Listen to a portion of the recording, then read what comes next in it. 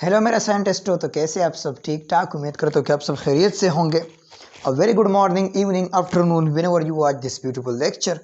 तो आज के लेक्चर में हम स्टार्ट लेंगे डायपोल फोर्सेस से। लेकिन आपको याद है पिछले लेक्चर में मैंने आपको एक होमवर्क दिया था। ओह सर, होमवर्क नहीं किया है? चलो यार, आपकी मर्जी, मैं कराता हूँ, ठीक है।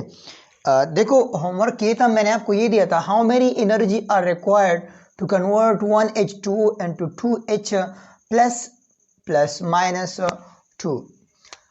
देखो, सोल्यूशन ये है, मैंने आपको बताया था कि हमारे पास एक H2O है, हमारे पास H2O है, मतलब लिक्विड फॉर्म में है, और इसको मैं कन्वर्ट करता हूँ H2O गैस फॉर्म में। तो इसके लिए एनर्जी रिक्वायर्ड है कितना? 40.7 किलो जॉल पर मोल, ठीक है। और फिर मैंने एक और एग्जांपल भी किया था कि अगर हमारे पास H2O है और मैं इसको कन्वर्ट करता हूँ 2H प्लस में, प्लस O-2 में कन्वर्ट करता हूँ, तो उसके लिए एनर्जी रिक्वायर्ड है 930 किलो जॉल पर मोल। इतना एनर्जी रिक्वायर्ड है, ठीक है। इस कैलकुलेशन से, इस इक्वेशन से मैं इसका आंसर निकाल सकता हूँ। देखो, इस एनर्जी को देख ले, इसका मतलब ये है कि 930 किलो जूल पर मोल, एक मोल 1 मोल H2O को H प्लस, और मतलब इसमें कन्वर्ट करने के लिए कितना एनर्जी रिक्वायर्ड है? 930 किलो जूल पर मोल, इतना रिक्वायर्ड है, ठीक है। तो एक मोल तो हमारे पास बराबर है 6.023 ज़रब 10⁻23 के बराबर है। तो मैंने एक मोल की जगह लिख दिया 6.023 ज़रब 10⁻23। H2O के लिए कितना रिक्वायर्ड होगा? 930 किलो जूल। अब यहाँ पर किलो का मतलब ये है कि 10⁻3, तो मैं लिखूँगा 10⁻3 जूल पर मोल, इतना रिक्वायर्ड है, ठीक है। या चलो, मोल मैंने यहाँ पर लिख दिया तो मैं मोल को काट लूँगा, इतना रिक्वायर्ड है, ठीक है। किलो जॉल रिक्वायर्ड है और फिर इतना रिक्वायर्ड है, जॉल रिक्वायर्ड, ठीक है। अब यहाँ पर देखो, इसको मैं इस तरह लिख सकता हूँ कि 6.023 ज़रब 10⁻23 multiplied by 1H2O is equal to, क्योंकि इससे दोबारा ये आता है, ठीक है, इज इक्वल टू 930 और ये 3 इसके साथ और 1 2 3 जूल, इतना रिक्वायर्ड है, ठीक है। अब इधर देखिए, ये आपके पास ये हो गया, तो यहाँ पर मैं लिख सकता हूँ 6.023 ज़रब 10⁻23 multiplied by 1H2O is equal to the 930 और 3 और जूल, इतना। अब अगर एक H2O के लिए मैं फाइंड करना चाहता हूँ, क्योंकि यहाँ पर उन्होंने रिक्वायर्ड किया है 1H2O के लिए, तो मैं फाइंड करूँगा एक H2O के लिए। तो लिहाजा एक H2O को अकेला करने के लिए यहाँ पर भी 6.023 ज़रब 10⁻23 पर डिवाइड करो, यहाँ पर भी 6.023 ज़रब 10⁻23 पर डिवाइड करो, ये इसके साथ cancel. 1H2O is equal to 930 और 30 और जूल डिवाइड बाय 6.023, और ये 23 अगर ऊपर आ जाए तो ये -23 हो जाएगा, ठीक है।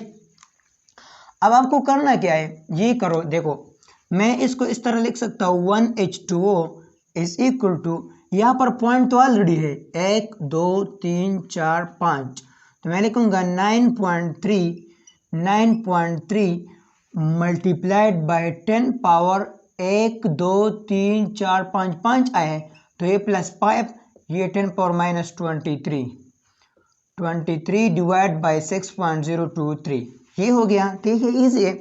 तो 1H2O इज इक्वल टू, ये अगर आप कर लें तो आपके पास आ जाएगा, मतलब 6 है और ये आपके पास 3 पॉइंट और ये 2, तो ये 1.5 या 1.5 से थोड़ा आगे आ जाएगा, मुझे पता नहीं, आप कैलकुलेटर के थ्रू कर ले। मल्टीप्लाइड बाय 10 पावर इसका 5, तो अगर 18 हो जाए तो ये -18 जूल, इतना आएगा। ये एक H2O एक H2O को कन्वर्ट करने के लिए इतना एनर्जी रिक्वायर्ड है। 1 H2O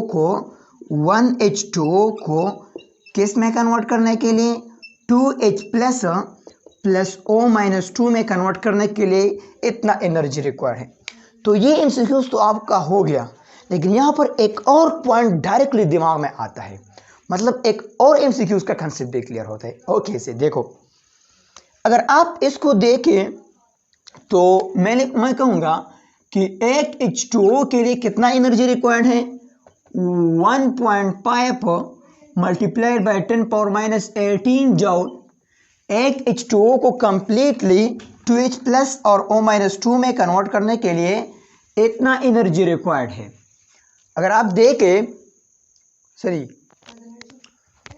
तो एक H2O को कन्वर्ट करने के लिए इतना एनर्जी रिक्वायर्ड है। अगर आप H2O को देख लें तो H2O आपके पास इसी तरह है 1 और ये आपके पास 1 बॉन्ड ये, तो मतलब ये आपने ये बॉन्ड भी ब्रेक कर दिया, ये बॉन्ड भी ब्रेक कर दिया, तो इसलिए ये 2H प्लस में और एक O-2 में आ गया। ठीक है, अब देखो इतना एनर्जी रिक्वायर्ड है दो बॉन्ड को ब्रेक करने के लिए। ठीक है, अगर आपसे क्वेश्चन किया जाए कि H2O में एक बॉन्ड ब्रेक करने के लिए कितना एनर्जी रिक्वायर्ड होगा, तो सिंपल सी बात है, आप कहें कि 2 बॉन्ड आप H2 ब्रेक करने के लिए 1.5 multiplied bye 10⁻8 joule energy required है। सर ये -18 है, ये -18 है, इतना एनर्जी रिक्वायर्ड है। तो अगर एक बाउंड को मैं पॉइंट करूंगा तो 2 पे डिवाइड करूंगा, यहाँ पर 1 बाउंड आएगा, तो 1 bond is equal to 1.5 multiplied by 10⁻18 joule divide by 2। अब आप इसको 2 से डिवाइड कर लें, मुझे पता नहीं कि क्या आता है, आई थिंक इससे आएगा 1 bond is equal to 0.7, I think 0.7 पाइप मल्टीप्लाइड बाय 10⁻18 जूल आते। आप मुकम्मल कैलकुलेटर के जरिए कर आपको एग्जैक्ट वैल्यू आएगा। ठीक है, तो 1 बाउंड इज इक्वल टू, अब इस पॉइंट को मैं यहाँ पर थोड़ा इंक्रीज करना चाहता हूँ, तो 7.5 मल्टीप्लाइड बाय 10 पावर, यहाँ पर मैंने पॉइंट को इंक्रीज कर दिया, तो यहाँ पर ये जो है और भी डिक्रीज हो जाएगा, तो ये -19 जूल। और भाई ये देखो H2O में एक बॉन्ड ब्रेक करने के लिए इतना एनर्जी रिक्वायर्ड है, 2 बॉन्ड ब्रेक करने के लिए इतना एनर्जी रिक्वायर्ड है। ठीक है, 1 मोल बॉन्ड ब्रेक करने के लिए इतना एनर्जी रिक्वायर्ड है। अगर आपसे क्वेश्चन किया जाए कि 2 मोल बॉन्ड ब्रेक करने के लिए कितना एनर्जी रिक्वायर्ड होगा, तो 930 को आप मल्टीप्लाई करें 2 से। 5 मोल के लिए ब्रेक करने के लिए कितना एनर्जी रिक्वायर्ड होगा, तो 5 से मल्टीप्लाई करें। ठीक है, इसी तरह अगर आपसे क्वेश्चन किया जाए कि n मोल बॉन्ड ब्रेक करने के लिए कितना एनर्जी रिक्वायर्ड होगा, तो 930 multiplied by n kilojoule per mole, मतलब जितना यहाँ पर मल्टीप्लाई कर दिया उतना यहाँ पर मल्टीप्लाई कर दिया। सिंपल है यार। अगर आपसे क्वेश्चन किया जाए कि 0.5 मोल बॉन्ड ब्रेक करने के लिए कितना एनर्जी रिक्वायर्ड होगा, तो यहाँ पर भी 0.5 मल्टीप्लाई करें, यहाँ पर भी मल्टीप्लाई करें। ठीक है, इजी है, कुछ भी नहीं है। ये किसी मॉलिक्यूल को एटॉमिक फॉर्म में कन्वर्ट करने के लिए, मतलब H2O को एटॉमिक फॉर्म में कन्वर्ट करने के लिए इतना रिक्वायर्ड है। अब यहाँ पर अगर आप देखें ये क्या है, ये आपके पास है, अगर लिक्विड को आप गैस में कन्वर्ट करते हो, मतलब यहाँ पर हाइड्रोजन बॉन्ड है, हाइड्रोजन बॉन्ड को आप इसमें कन्वर्ट करते हो गैस में, तो इतना एनर्जी रिक्वायर्ड है। ठीक है, इसका कंसेप्ट मैं हाइड्रोजन बॉन्ड में भी करूंगा कि एक हाइड्रोजन बॉन्ड ब्रेक करने के लिए कितना एनर्जी रिक्वायर होता है, तो 2 बॉन्ड ब्रेक करने के लिए 1 मोल हाइड्रोजन बॉन्ड ब्रेक करने के लिए कितना रिक्वायर होगा, और मैं हाइड्रोजन बॉन्ड में मुकम्मल डिटेल से करूँगा। क्योंकि यहाँ पर अगर मैं आपसे कहूँ कि H2 में 2 हाइड्रोजन बॉन्ड प्रेजेंट है, तो आप कहेंगे कि कैसे प्रेजेंट है। ठीक है, तो इसका कंसेप्ट थोड़ा अलग है। ये समझ आया, ईजी है, कुछ भी इसमें नहीं है। ठीक है, तो अब आते हैं डायपोल पोर्स की तरफ। शाबाश, इसको लिखते हैं, स्क्रीनशॉट लें, से लिख लिया। प्यारे बच्चों लिख लिया, मिटा दे। चलो मिटाते हैं। अपने पास हेडिंग डाल दे, dipole dipole forces, dipole dipole forces, dipole dipole forces. मैं सबसे पहले ये करता हूँ कि डाइपोल किसको कहते हैं, डाइपोल को एक्सप्लेन करूँगा, ठीक है। फिर डाइपोल डाइपोल फोर्सेस अगर मैं करूँ तो इजी हो जाएगा, ठीक है। होना भी चाहिए यार। हेडिंग है, डाइपोल है, किसको कहते हैं। सर मुझे नहीं आता, मुझे अंडरस्टैंड करो। कोई बात नहीं बेटा, मैं आपको अंडरस्टैंड करूँगा। देखो डाइपोल किसको कहते हैं, सबसे पहले अपने आप पास लिख के dipole the molecule having different electron density, the molecule having different electron density are called, इसको मैं कहूँगा डाइपोल। वो मॉलिक्यूल जिसका डिफरेंट इलेक्ट्रॉन डेंसिटी एग्जिस्ट करता है उस मॉलिक्यूल को मैं डाइपोल कहूँगा, ठीक है, डाइपोल कहूँगा। अब देखो एक डिफिनेशन ये आर, ये भी लिखो, polar molecule, polar molecule are called dipole. अरे सर पहले क्यों नहीं बताया, मसला है। Polar molecule are called dipole. एक और बात भी लिखो, और बात ये लिखो, the second name of polar molecule, the second name of polar molecule are dipole. Polar molecule का सेकंड नेम डाइपोल है, पोलर मॉलिक्यूल का सेकंड नेम डाइपोल है। Polar molecule are called dipole. Polar molecule किसको कहते हैं, चलो ये भी लिखो। यहां पर जो डाइपोल का डिफिनीशन है सेम उसी तरह ये डिफिनीशन पोलर मॉलिक्यूल का भी है। डिफरेंस सिर्फ ये, the molecule having different electron density are called dipole, या इसकी जगह आप लगा दे पोलर मॉलिक्यूल। इसको मैं डाइपोल कहूंगा या मैं इसको पोलर मॉलिक्यूल कहूंगा, सेम बात है, कुछ भी इसमें नहीं है, ठीक है। अब देखो मैंने डिफिनेशन ये लिखा, the molecule having different electron density are called dipole. Different electron density का क्या मतलब है, डिफरेंट इलेक्ट्रॉन डेंसिटी का ये मतलब है, देखो एग्जाम्पल मैं लेता हूं, मेरे पास एग्जाम्पल है, एग्जाम्पल ये है हमारे पास, चलो मैं लेता हूं, हमारे पास HCl है। अगर आप HCl को देखे तो एक आपके पास हाइड्रोजन है, ये क्या है आपके पास हाइड्रोजन है, और दूसरा आपके पास क्लोरीन है, दूसरा आपके पास क्या है क्लोरीन है। अभी आपको ये भी पता है कि हाइड्रोजन का जो इलेक्ट्रोनेगेटिविटी है ये लेस है किससे, क्लोरीन एटम के इलेक्ट्रोनेगेटिविटी से, ये भी आपको पता है। तो अगर ये आपको पता है तो फिर तो कुछ भी नहीं है यार इसमें। देखो यहां पर ये जो बॉन्ड है ये कोवेलेंट बॉन्ड है, इन दोनों ने इलेक्ट्रॉन शेयर किया है और ये Cl है, ठीक है। अब इसने इलेक्ट्रॉन शेयर किया है लेकिन इसका इलेक्ट्रोनेगेटिविटी इसके इलेक्ट्रोनेगेटिविटी से ज्यादा है, तो इसलिए ये क्लोरीन इस इलेक्ट्रॉन पेयर को, जिसे हम बॉन्ड पेयर कहते हैं, ये अपने साथ, ये अपने तरफ ज्यादा अट्रैक्ट करेगा और ये इस तरह होगा, ये सब मॉलिक्यूल मैं कहूंगा ये इस तरह होगा एज, यहां पर हाइड्रोजन, यहां पर ये जो बॉन्ड और ये बॉन्ड पेयर क्लोरीन की तरफ ज्यादा होगा, क्लोरीन के न्यूक्लियस के ज्यादा करीब होगा। ऐसा नहीं कि हाइड्रोजन के पास नहीं है, हाइड्रोजन के पास भी है लेकिन हाइड्रोजन से थोड़ा दूर है, ठीक है। तो इसी वजह से हम कहते हैं कि चूंकि ये इलेक्ट्रॉन तो क्लोरीन के पास ज्यादा करीब है, तो मैं कहता हूं कि इस पर पार्शियल नेगेटिव है। पार्शियल नेगेटिव का मतलब ये कि इसके पास ये जो एक्स्ट्रा इलेक्ट्रॉन है हाइड्रोजन का, ये इसके पास ज्यादा करीब है। अब पार्शियल का मतलब ये कि कंप्लीटली उसके पास नहीं है लेकिन करीब तो है, तो हम पार्शियल नेगेटिव लगाते हैं। अगर तमाम के तमाम क्लोरीन के पास होता तो फिर हम इस तरह लगाते हैं क्लोरीन माइनस, मतलब अब इसके साथ एक्स्ट्रा इलेक्ट्रॉन कंप्लीटली अवेलेबल है। लेकिन इसके पास हाइड्रोजन भी अवेलेबल है, तो हाइड्रोजन के पास कुछ ना कुछ भी है, तो मतलब हम इस पर पार्शियल नेगेटिव लगाते हैं। इसके पास हाइड्रोजन में थोड़ा इलेक्ट्रॉन कम हो गया, तो मैं कह रहा हूं कि अब इसके पास ओनली प्रोटॉन है, तो इस पर मैं कहता हूं कि इस पर पार्शियल पॉजिटिव है।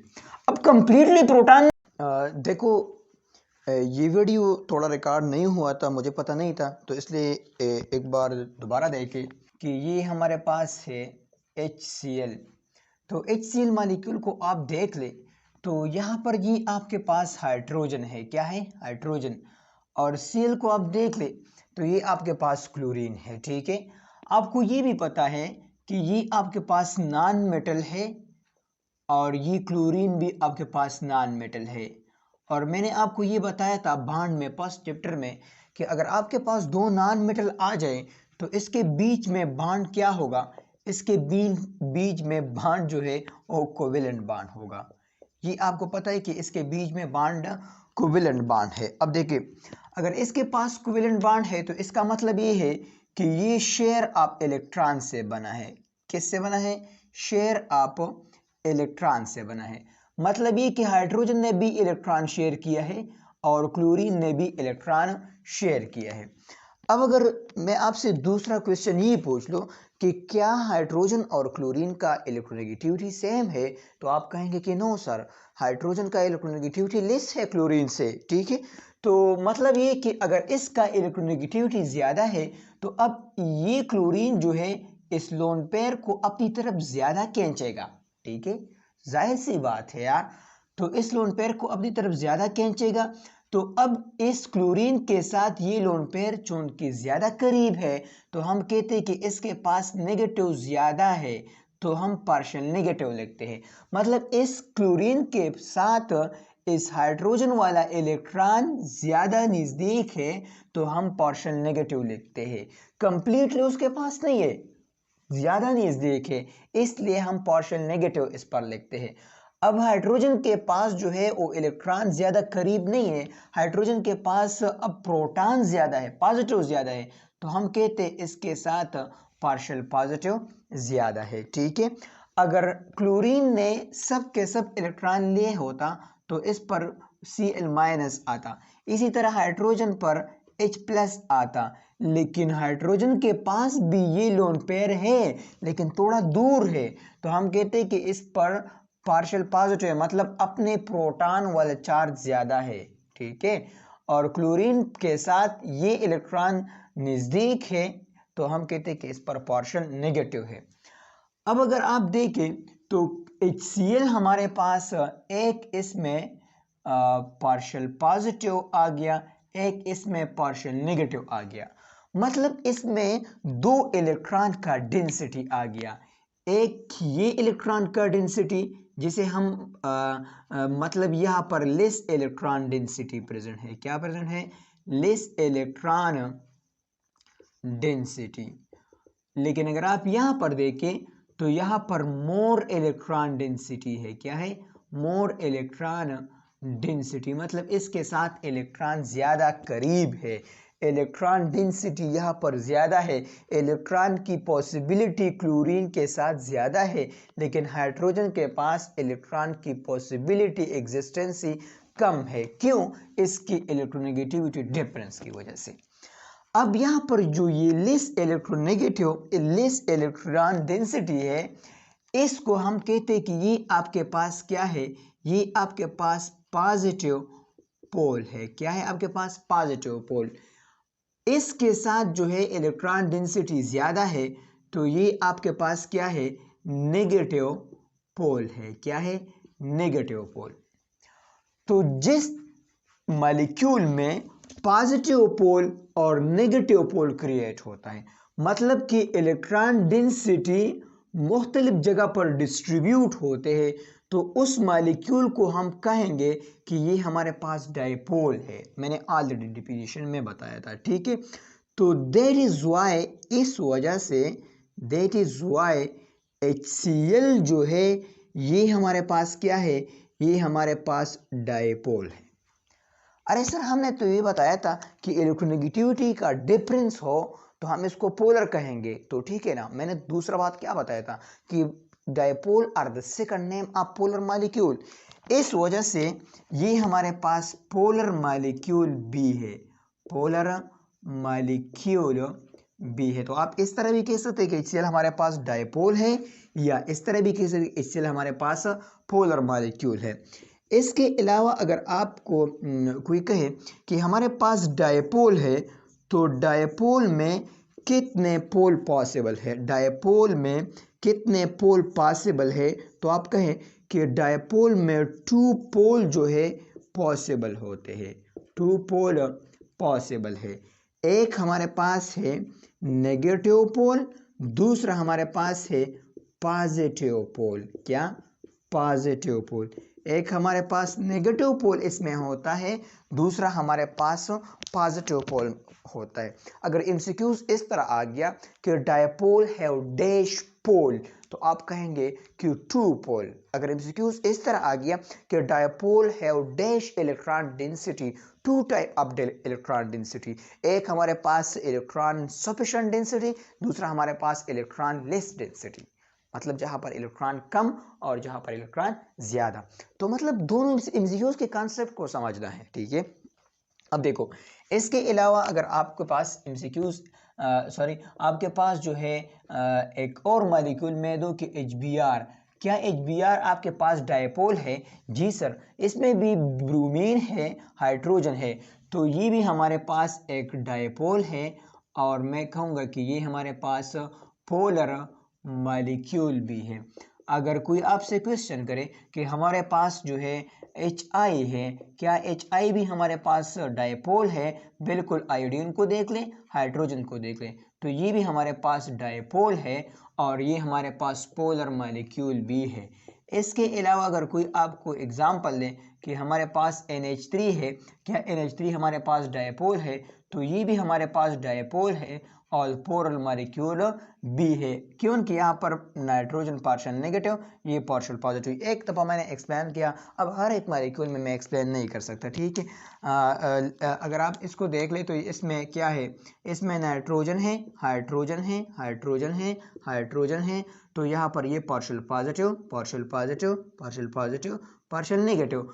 That is why we call NH3 is dipole, dipole है हमारे पास, ये हमारे पास पोलर मॉलिक्यूल है। अगर मैं आपको MCQs दो कि which one of the following, which one of the following, which one of the following is not dipole, कौन सा हमारे पास डायपोल नहीं है? ऑप्शन ए में बताओ कि हमारे पास क्या है, हमारे पास जो है H2O है, हमारे पास जो है NH3 है, हमारे पास जो है C में हमारे पास है, हमारे पास P4 है, और D में हमारे पास है कि हमारे पास क्या है, CH3Cl है।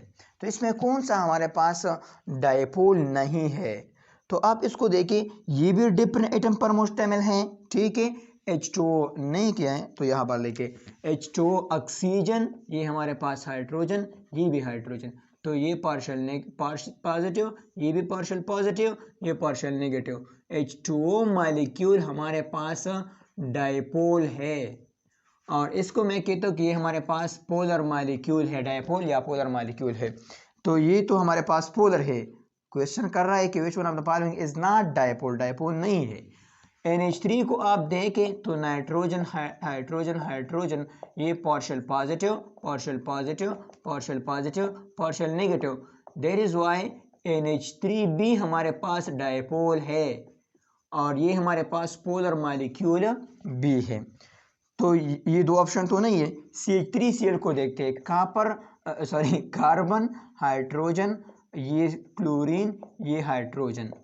देख लो, यहाँ पर ये डिफरेंट एटम है, ये डिफरेंट एटम है, ये डिफरेंट एटम है, तो ये हमारे पास partial positive, partial positive, partial positive, partial negative.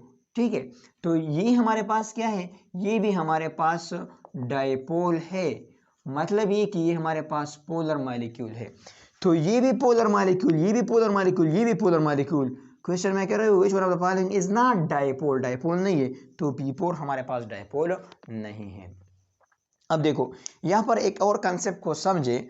Concept ये है, एक और कंसेप्ट को समझे, कंसेप्ट इसको कहे, या अपने पास PTN लेके, PTN का तो पता है ना, पॉइंट टू बी नोटेड। ठीक है, पॉइंट टू बी नोटेड क्या है, पॉइंट टू बी नोटेड ये है, अपने पास नोट करे, the molecule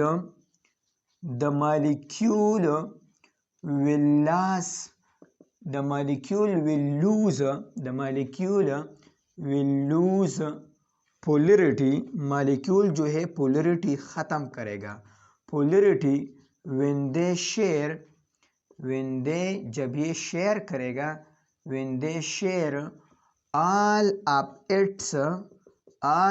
its valence electron, जब ये अपने सारे वैलेंस इलेक्ट्रॉन शेयर करता है, वैलेंस इलेक्ट्रॉन विद सेम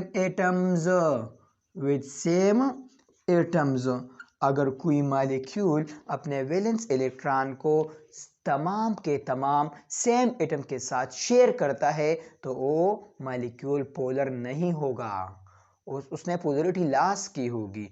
अरे सर इसका मतलब क्या है, देखो मतलब मैं आपको समझा रहा हूँ, लेकिन एक बात नोट करें, वी लूज पोलरिटी, पोलरिटी जो है लूज करेगा व्हेन दे शेयर करेगा all of it's electron, all of its valence electron की मैं बात कर रहा हूँ, एक कंडीशन। दूसरा कंडीशन आपके पास क्या है, विथ सेम एटम, और सेम एटम के साथ शेयर करेगा, दूसरा कंडीशन ये है। अगर ये दो कंडीशन अप्लाई करता है तो मॉलिक्यूल पोलरिटी लॉस करेगा, अगर ये दो कंडीशन नहीं है तो मॉलिक्यूल पोलरिटी होगा, मतलब मॉलिक्यूल पोलर होगा।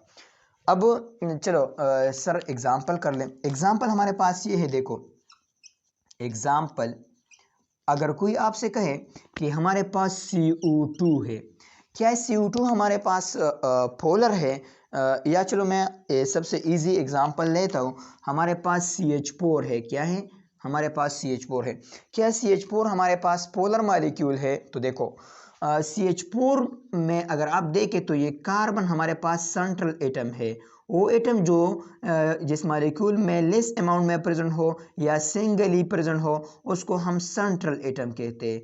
तो ये सेंट्रल एटम है, तो हम सेंट्रल एटम की बात करेंगे, ठीक है। ये तो कार्बन है हमारे पास। अब कार्बन को अगर आप देखें तो कार्बन ग्रुप नंबर 4 से बिलोंग करता है, और मैंने सबसे पहले चैप्टर में ये बताया था कि जो भी एटम किसी भी ग्रुप से बिलोंग करेगा उतना ही उसके वैलेंस शेल में इलेक्ट्रॉन होगा। अगर आपने पीरियोडिक टेबल का लेक्चर नहीं देखा है तो वहां पर जाके कंप्लीटली देखकर मुकम्मल इजी तरीका अली-बी-ती के तौर पर मैंने आपको समझाया है, ठीक है, एक ट्रिक के जरिए। तो कार्बन है हमारे पास, पोर ग्रुप से बिलोंग करता है, तो इसके वैलेंस शेल में 4 इलेक्ट्रॉन है। वैलेंस शेल मतलब लास्ट शेल की मैं बात कर रहा हूँ, ठीक है। अब 4 इलेक्ट्रॉन है तो एक इलेक्ट्रॉन उसने हाइड्रोजन के साथ जो है शेयर किया है, इसी तरह दूसरा इलेक्ट्रॉन उसने हाइड्रोजन के साथ शेयर किया, तीसरा भी हाइड्रोजन के साथ शेयर किया, और चौथा भी हाइड्रोजन के साथ शेयर किया। अब देखो इसके वैलेंस शेल में 4 इलेक्ट्रॉन थे और 4 इलेक्ट्रॉन तमाम के तमाम उसने शेयर किए, किसके साथ? हाइड्रोजन एटम के साथ। मतलब ये कि ये जो एटम है, ये जो एटम है, ये जो एटम है, ये जो एटम है, सेम एटम है। कंडीशन को देखें, share all of its valence electron, सब के सब वैलेंस इलेक्ट्रॉन शेयर करेगा, same atom, to lose polarity. तो अब ये हमारे पास नॉन पोलर होंगे, क्या होंगे? Non polar. इस बात का मतलब क्या है? इस बात का मतलब ये है कि ये हमारे पास नॉट डायपोल है। तो इस तरह एमसीक्यूज में आपको CH4 भी दे सकता है, लेकिन यहां पर मैंने एमसीक्यूज इसलिए नहीं किया क्योंकि मैंने ये कंसेप्ट नहीं किया था, ठीक है। तो मतलब जस्ट इजी है यार। अब इसके पर एक और एग्जांपल भी लेते हैं, शाबाश इसको लिख लें, शाबाश मिटा दें, मिटा दें, चलो मिटाते हैं।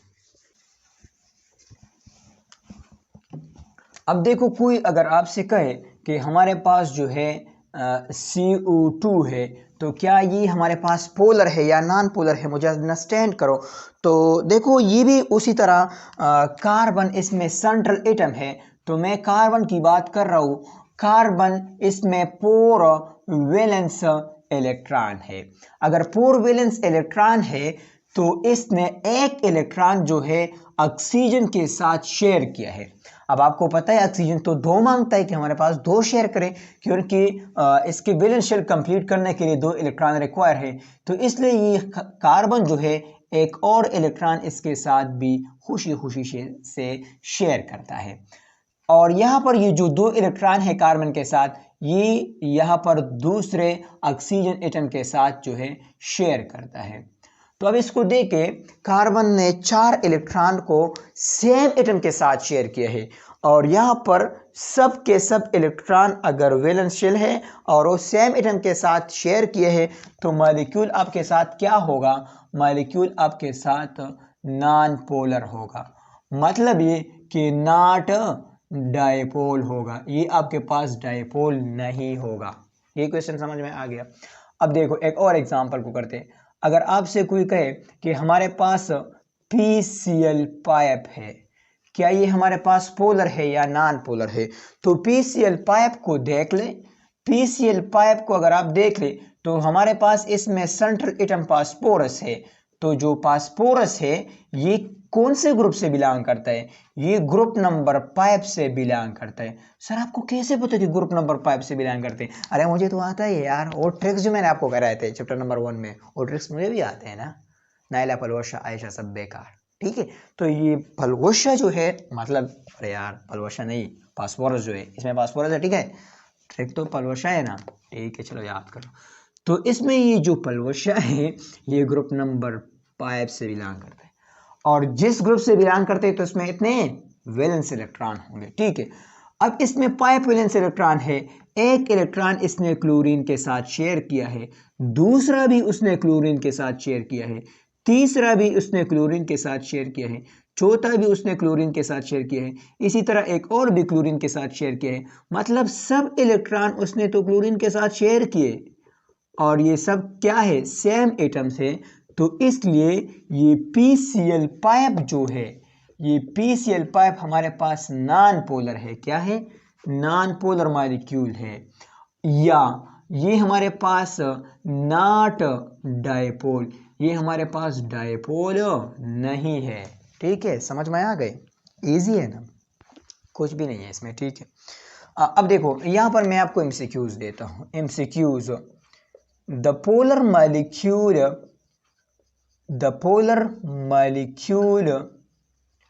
are option A PH3, option B आपके पास है PCl पाइप, ऑप्शन C आपके पास है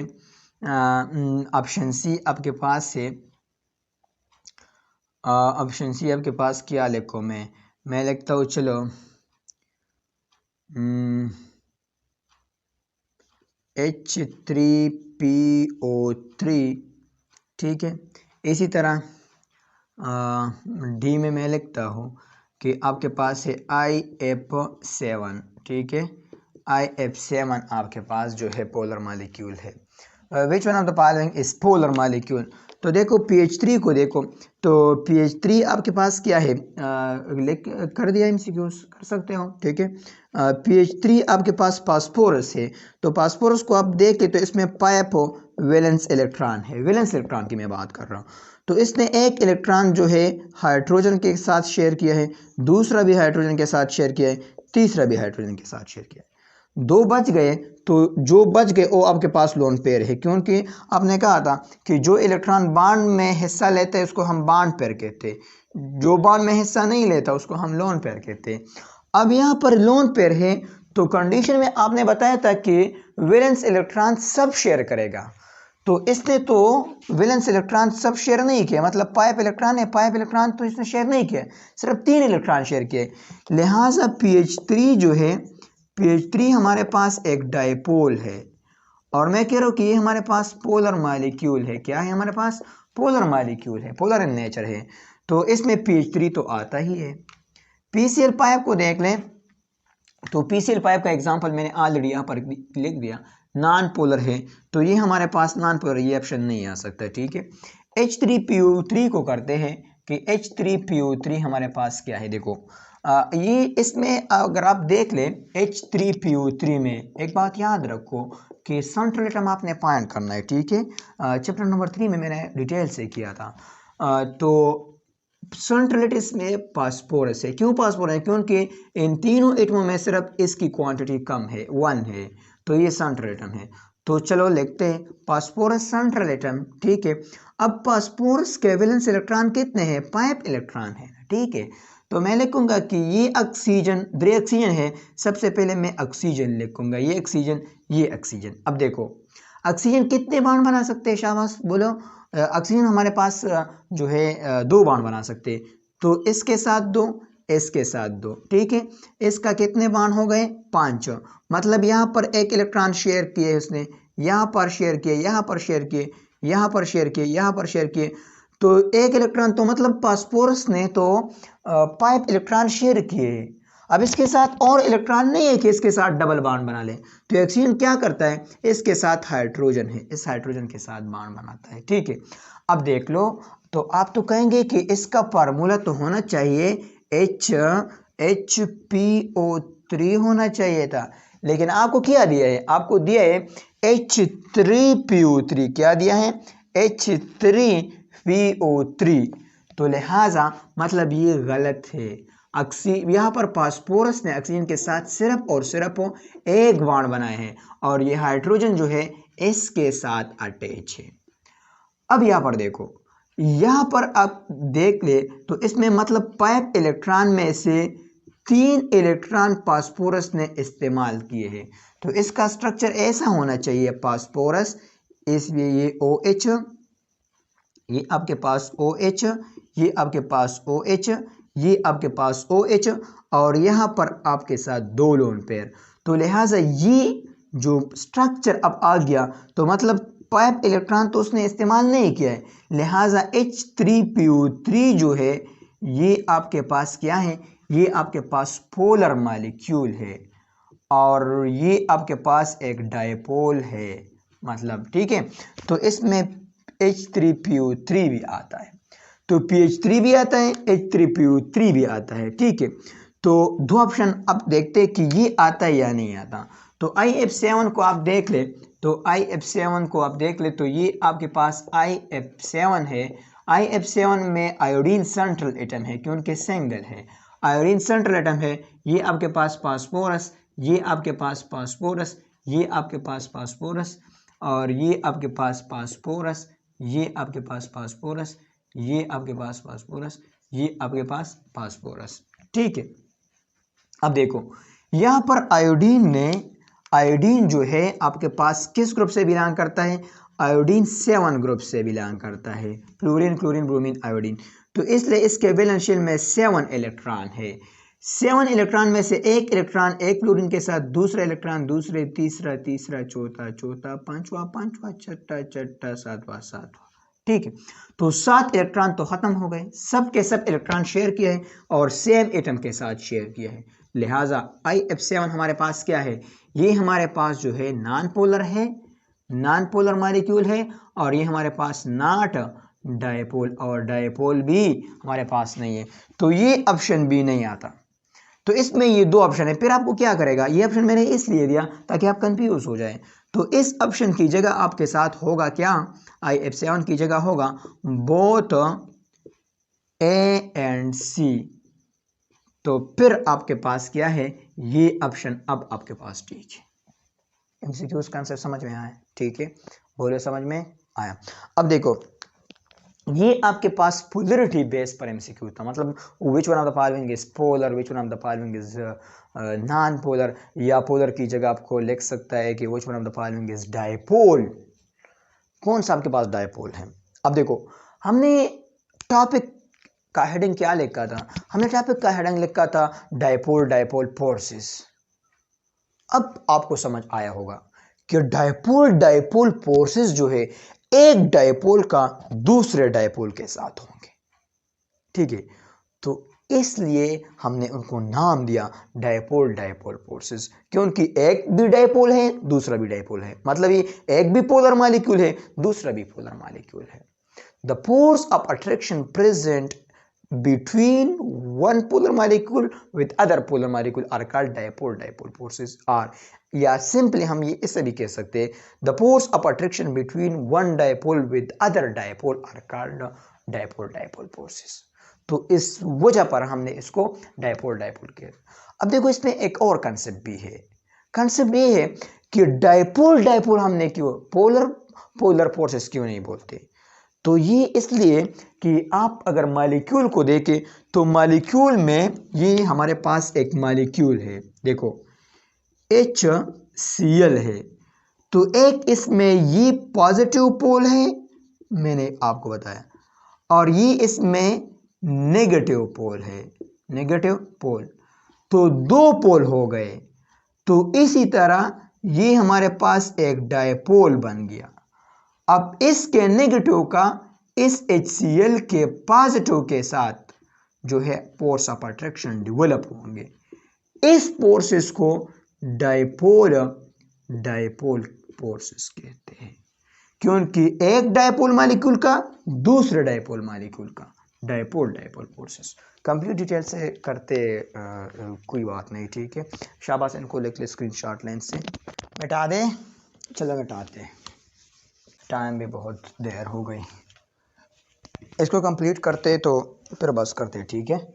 देखो अगर ये एग्जांपल आपके पास आ जाए 3 नंबर कि आपके पास है CCl4, तो CCl4 को आप देख ले, तो मैं इसको एक्सप्लेन नहीं करना चाहता क्योंकि ये भी CH4 की तरह ही है। यहाँ पर आपके पास कार्बन, ये आपके पास Cl, ये भी आपके पास Cl, ये भी आपके पास Cl, ये भी आपके पास Cl। तो कार्बन के पास 4 इलेक्ट्रॉन है और 4 इलेक्ट्रॉन को उन्होंने सेम एटम के साथ ही शेयर किया है, तो इसलिए ये भी आपके पास नॉन पोलर है। क्या है आपके पास? नॉन पोलर है। और इसको मैं कह रहा हूँ कि ये आपके पास नॉट डायपोल, ये आपके पास एक डायपोल नहीं है, ठीक है। इसके अलावा जो एग्जांपल आपके पास आता है, चौथा एग्जांपल मैं आपको करूँगा कि सपोज आपके पास है CH3Cl। अगर कोई आपसे कहे कि ये आपके पास पोलर है या नॉन पोलर है, तो देखो कार्बन के पास 4 इलेक्ट्रॉन है, एक उन्होंने हाइड्रोजन के साथ, दूसरा भी हाइड्रोजन, तीसरा भी हाइड्रोजन, लेकिन चौथा उन्होंने Cl के पास शेयर किया है, ठीक है। ये आपके पास है। इस तरह नहीं कि ये गलत हो गया है, मतलब क्वेश्चन में मिस्टेक हो गया, MCQs आते हैं, ठीक है। तो मिस्टेक नहीं है, CH3Cl क्लोरोफॉर्म इसको हम कहते हैं, ये मॉलिक्यूल एग्जिस्ट करते हैं, ठीक है। तो यहाँ पर 4 इलेक्ट्रॉन है, तो 4 इलेक्ट्रॉन में से 3 इलेक्ट्रॉन कार्बन ने हाइड्रोजन के साथ शेयर किया, एक डिफरेंट के साथ, तो कंडीशन आपके पास ओबे नहीं करता। All electron valence electron will share with the same atom के साथ होगा। तो ये 4 इलेक्ट्रॉन उन्होंने सेम इलेक्ट्रॉन के साथ नहीं शेयर किए, सेम एटम के साथ, तो लिहाजा ये आपके पास नॉन पोलर है। क्या? सॉरी, ये आपके पास पोलर है। क्या है आपके पास? पोलर है। और इसको मैं कहूँगा कि ये आपके पास डायपोल है, पोलर मॉलिक्यूल भी है और डायपोल भी है, ठीक है। इसके अलावा जो एग्जाम्पल अक्सर आते, या मैं आपको चलो MCQs देता हूँ, MCQs, ये MCQs कर लो। Which one is non polar molecule, which one is non polar molecule. इस तरह भी आ सकता है या इस तरह भी आ सकता है, विच वन इज नॉट डायपोल, कौन आपके पास डायपोल नहीं है। ऑप्शन ए आपके पास है कि CH4 आपके पास डायपोल नहीं है, बी आपके पास है कि S8 आपके पास डायपोल नहीं है, इसी तरह सी आपके पास है कि PH3 आपके पास डायपोल नहीं है, और डी आपके पास है कि नहीं भाई आपके पास ये जो क्या बोलते हैं इनको, चलो H2O2 है, ये आपके पास डायपोल नहीं है। तो कौन आपके पास, या इसकी जगह आप लगा दें कि इसकी जगह आप लगा दें, चलो लगा दें, क्या लगाते हो, P4 लगा दें। ये आपके पास डायपोल नहीं है।